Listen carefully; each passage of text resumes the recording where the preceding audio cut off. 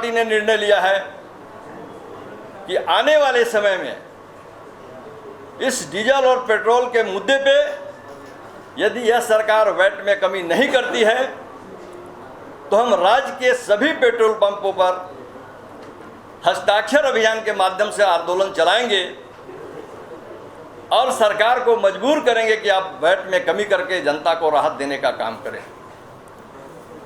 दूसरी बात कि हम सब जानते हैं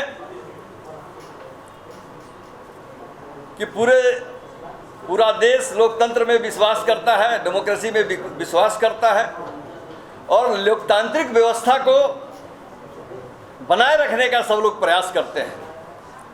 लेकिन इस झारखंड राज्य का दुर्भाग्य है कि ऐसे हाथ में सत्ता गई है जो सत्ता का दुरुपयोग करते हुए लोकतांत्रिक व्यवस्था को तोड़ने का काम कर रही है सरकार।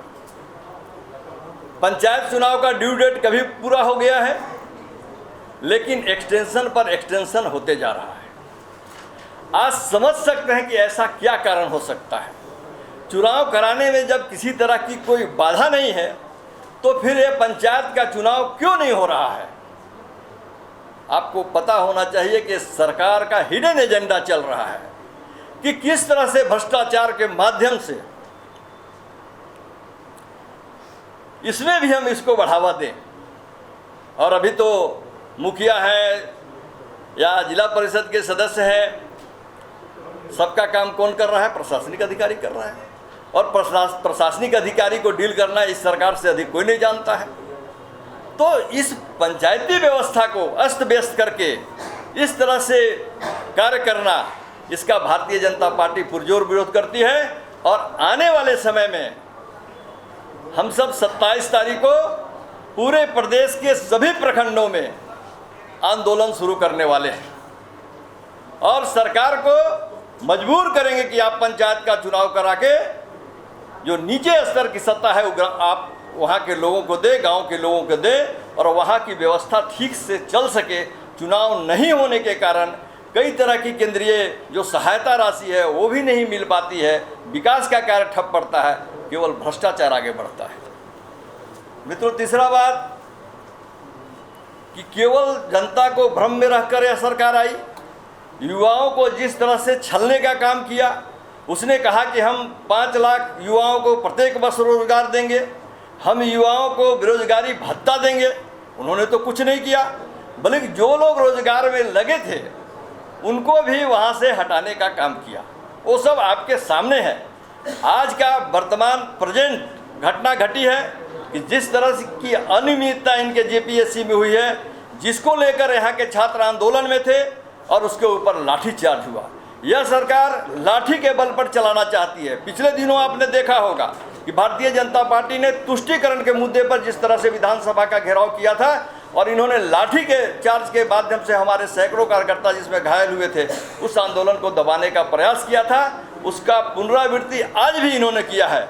हमारे प्रदेश अध्यक्ष के नेतृत्व में भारतीय जनता पार्टी के हमारे विधायक, हमारे नेता राज्यपाल के यहाँ जाने वाले हैं और मांग रखने वाले हैं कि ऐसी व्यवस्था इस सरकार की नहीं चलेगी। इस पर राज्यपाल महोदय ध्यान दें।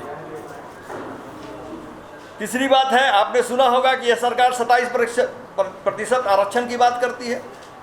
जिस मुद्दे को लेकर केंद्र सरकार ने 27% आरक्षण को पास किया, आप उसको तो पास कीजिए। आपकी सरकार है, कांग्रेस भी उसमें शामिल है। आप जनता को बरगलाते हैं, आप उसको कीजिए, कौन आपको रोकता है? तो कुल मिला के जिस तरह से धोखा देके और सत्ता को चलाने का काम कर रहे हैं, विकास का काम को ठप करके भ्रष्टाचार को बढ़ा रहे हैं। एक उदाहरण आपके सामने आया कि सरकार ने घोषणा किया कि हम गरीबों को धोती साड़ी देंगे और इसकी क्वालिटी को आप देख लीजिएगा तब आपको समझ में आ जाएगा कि इसमें कितना भ्रष्टाचार हुआ होगा। जब डीबीटी के माध्यम से हम उसको डायरेक्ट पैसा दे सकते हैं तो आप क्यों नहीं उसको अकाउंट्स में पैसा दे दीजिए। जितना पैसा आपको देना है उस गरीब के खाते में आप पैसा डालिए, उसको जे लेना होगा, साड़ी लेना होगा, धोती लेना होगा, लुंगी लेना होगा, लेगा। लेकिन इसमें सीधा सीधी भ्रष्टाचार का बू आता है और यह सरकार इसी में लिप्त है। जिस तरह से बालू की तस्करी हो रही है, पत्थर की तस्करी हो रही है, कोयले की तस्करी हो रही है, मतलब सभी क्षेत्रों में आज के पूरे कार्य समिति में इस बात पे चर्चा हुई कि हम इस सरकार के कारण झारखंड का विकास, झारखंड का डेवलपमेंट जो रुक गया है, उससे कैसे हम निजात पाएं।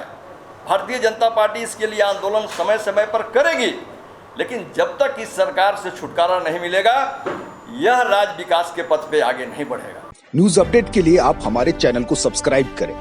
आप हमें फेसबुक और इंस्टाग्राम पर भी फॉलो कर सकते हैं। बने रहे लगातार .in के साथ।